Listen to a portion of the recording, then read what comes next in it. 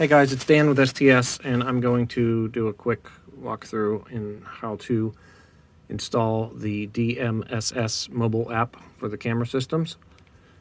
First thing you want to do is go to your app store, whether it be the Apple or the Google Play, depending on if you have iPhone or Android.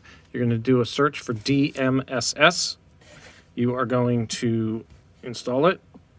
If you have an Apple, you'll probably need to install put in your Apple ID. Once it downloads, then you hit open, or somewhere it will have created a new icon. Looks like that. DMSS will acquire storage permission. That means saving files on your device. You want to allow that. Blah, blah, blah. At the bottom here, hit enter. This is only a one-time setup. Recommended region United States. You have to tap United States, say done. You can watch a video right now of how to use this, or you can say skip. We're going to skip. Then this is just a little how-to up there. This is your home page here. You have no devices. Devices would be in here. Those would be camera systems, sites. So a couple options here. When you hit the plus, that's going to be add a device. You can do a serial number scan, IP domain, online search. If you have been given information in an email, then you will hit IP domain. So add IP domain. Typically, you can select NVR.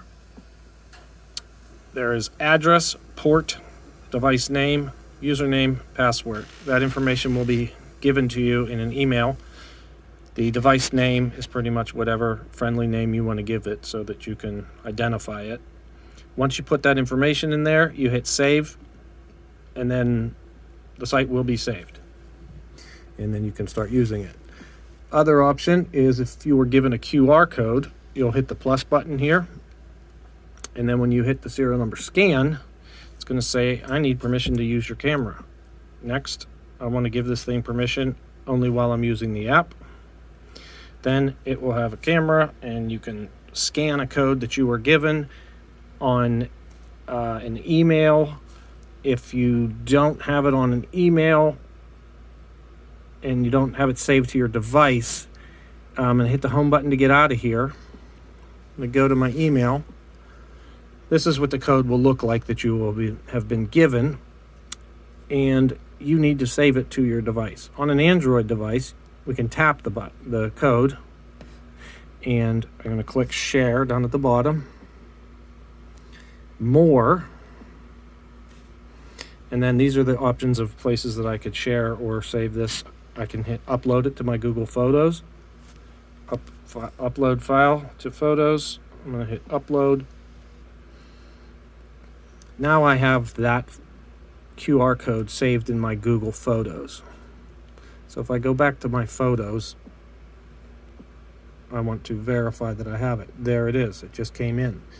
That's the file. It's on my device. So back to our app. We're going to add a device, scan. If we don't have the code to scan, you hit the picture button up here. It's a little square. Now I'm going to browse to find the picture that is saved. There it is. Hit the QR code, boom. It will import one site, all sites, however many you have saved on there. So this is your home page. This is what you will typically see when you open the app. Whenever you hit this button on the top left, it will change it to a list view. See all your sites in there, or you can do a thumbnail view where you will have each of your sites on a line here, and these are the cameras from that site. The thumbnails will load the first time you view the cameras live. So for example, this site here, I'm going to hit play all, which is that button right there.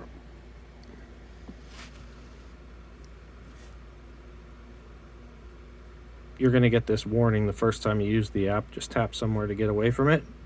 So we loaded the cameras up by hitting play all in that device list.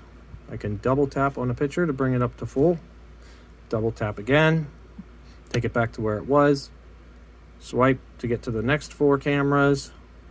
I can swipe back to get to the previous 4 cameras. This button here will change how many cameras I want to see. There's a 4, there's a 9, there's a 16. I can go back to 4. When I double tap on a picture, it's going to bring it to full screen. Right here is an SD button. If I hit that, it'll switch to HD. Now the picture is pulling the high definition stream. I can rotate my phone sideways to get a full HD picture. And then we can really zoom in on some things here and get some information. Pinch to zoom back out, turn the phone to get back to there, switch back to standard def. And if I want to leave the app, I'm just going to push my home button. If I want to go to the app again, when I open it up, it's going to open up to what I was doing last time. If I hit the back arrow, it takes me back to my home page. So on the home page at the very top is this information: live, playback, door. So if you go to live, it's going to show you what you were last viewing, and there's a button up here. You hit that and you can pick the site that you want to look at. If you click on the name of the site, you can just check the individual cameras you want to see. But if you click the check mark next to the site, hit start live view, it'll pull up that site. I'm going to go back home. Easy way is to not go into the live view and just find the device here and hit play all. As you can see, there's each of the camera's thumbnails from when the camera was loaded and viewed. So the other thing we want to do is slide up here to go to the top, and we're going to go to playback. So this is how you search video. You pick a square, and I always suggest searching only one camera at a time. So on this square,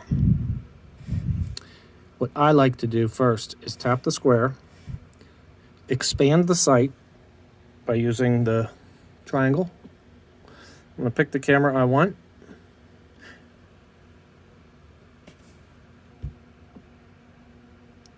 And it will, by default, automatically start playing at the beginning of today.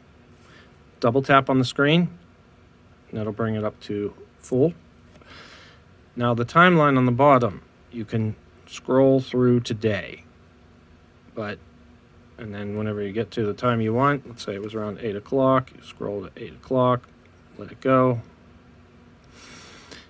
You can stretch the timeline. Just keep stretching it. Now you can see each of these little ticks is only a minute. And now I can really hone in on the time that I want to see. If you scroll back out, pinching the timeline towards itself, then you get, you can get a whole day in just a little bit of area. So you can skip around real quick, jump from here to there. Now, if I want to search this camera on a different day other than today, I'm going to click on this date right here. And with a tap, I can pick the day I want. So today's February 2nd. So I'm going to click up here. And I'm going to pick a different day, like January 30th. Hit OK. When I do that, each of these blue icons they're actually little movie reels. They show up on the days of the month, showing you that there was recorded video on that camera on these days of the month. So this way, if I want to go back to the 14th, I know there was video on the 14th because there's a blue dot. So I'm going to click on the 14th. I'm not going to hit any of these buttons at the bottom, and I'm just going to hit OK. I don't want to give it a start time and an end time. I just want to give it a day. And then whatever I want for during that day, I can get to very quickly just by scrolling through the timeline. Like I said, you can squeeze it to spread the timeline out. Just slide it, let go where you want, and it'll instantly load it up for that time. You're going to be playing back the HD stream because that's what's being recorded. So as it plays back, you will be able to zoom in on the picture. You will be able to turn the phone sideways. Once you're zoomed in, you can move around and watch vehicles, watch people, or just get the whole view. That's about it. If you have any questions, call Dan at STS 412-849-6122. Thank you.